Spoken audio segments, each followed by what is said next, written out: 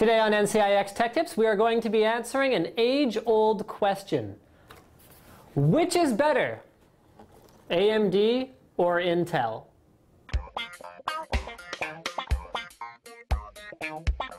As you're probably aware if you're watching NCIX Tech Tips, Intel and AMD are both microprocessor companies. They design them, and in Intel's case, they actually even manufacture them themselves. So how can you really say, well, one of them is better than the other? I mean, you can compare them in a lot of different ways. You can say, well, Intel has a much greater market share than AMD, or you can say that AMD at certain price points presents an outstanding value compared to the Intel solutions that would compete with them.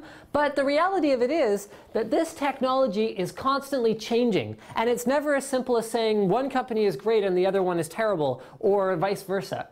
So I'm going to introduce you to the concept of leapfrogging, and that's what AMD and Intel, and actually many competing companies do, whether you're manufacturing cars or microprocessors or skateboards. You're always trying to find an edge where you can outcompete your competitor. So these two are great examples. In my right hand, I have the AMD Phenom 2 1090T, and this is a pretty unique product because it has 6 processing cores. That's right, 6 processing cores at a price that is about 1/3 the cost of a competing Intel 6-core processor.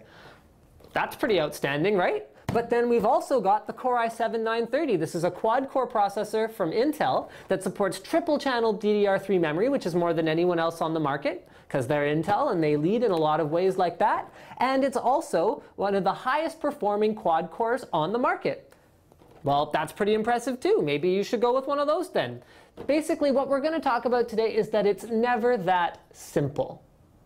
To add to the complexity, it's not as simple as it used to be in that it used to be you could take one processor from AMD, and if it ran at 1 gigahertz, then that was definitely faster than an Intel processor that ran at 900 megahertz. It used to work that way, but it's not anymore. Now you have to factor in how many cores, how efficient the architecture is overall, and a number of other things. What about features? Here's an example. AMD has their 6-core, which is an unlocked processor. That means it's easier to overclock than Intel's quad-core, not unlocked processor. Does that mean it's better?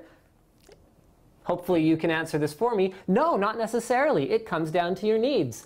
And another thing that you have to factor in is the overall ecosystem. For example, if you want to build a gaming rig and you can't decide whether you want to run SLI with dual graphics cards from NVIDIA, or if you want to run Crossfire with dual graphics cards from ATI, well, with Intel, you can pick up an X58 or a P55 motherboard and you can run either one. And that way you can upgrade to whatever dual GPU platform you want in the future.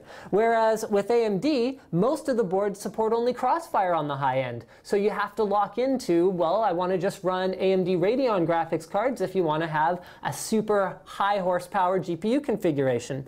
Another thing to factor in is, again, your specific needs. So if you have, say for example, the need to have a nice onboard video card, okay? So you want an integrated GPU.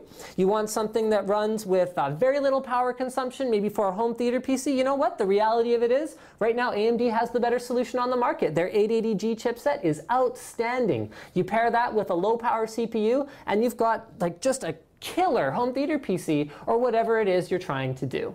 So I realize I've sort of made this more complicated probably rather than actually simplifying it. So I'm going to condense it down a little bit. It comes down to your individual needs. This is actually much like the bottleneck episode that we did quite recently, where basically what I'm saying is whatever it is you need to do or you want to do, you have to buy something that's appropriate for it. So ultimately, hey, you got a scenario where you want to do a ton of video encoding on your PC, you want to build it on a budget, buy an AMD 6-core because that's going to smoke anything else in that price point for that particular application.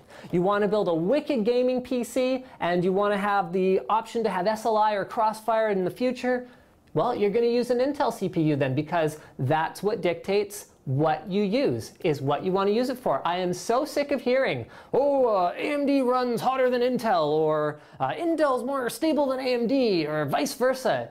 It's just not true. It's not that simple. It comes down to the individual products your individual needs and the platform you want to run on. I mean, here's a perfect example. AMD supports DDR2. Intel, with all of their current generation products, does not support DDR2 at all. So hey, you got some DDR2 lying around, you want to use it in your new machine? Great. Grab an AMD 6-core. Now you've got a cutting-edge processor. You can upgrade to DDR3 later if you feel like it, but now, on a budget, you've got your new machine up and running. So there you go. That's the answer in a nutshell.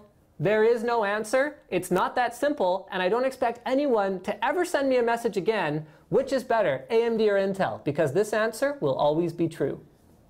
Cameraman's idea. This is a new little segment we want to do at the end of the episode here. I want you guys to leave a comment under the video and just tell me, which one do you prefer, AMD or Intel? But I don't want to see anything like AMD rocks or Intel to rocks or whatever else you want to type. Don't type that. Fight the instinct, okay? I want you to type which one you prefer and why that particular processor is the best for your specific needs and what they are.